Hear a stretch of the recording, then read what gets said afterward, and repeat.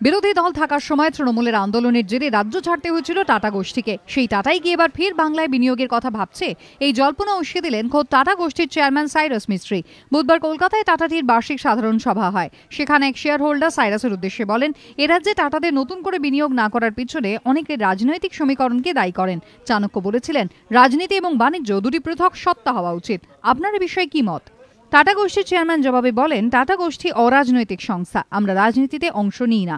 আমাদের হৃদয় এবং ইতিহাসে পশ্চিমবঙ্গের এক বিশেষ স্থান রয়েছে, উন্নয়নের সম্ভাবনা রয়েছে। এভাবেই আমরা পশ্চিমবঙ্গকে সব সময় দেখব।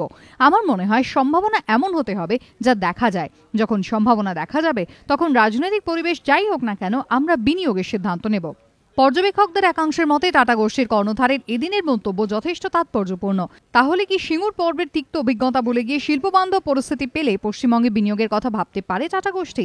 অরিত্রিক ভট্টাচার্যের রিপোর্ট, এবিপি আনন্দ, কলকাতা।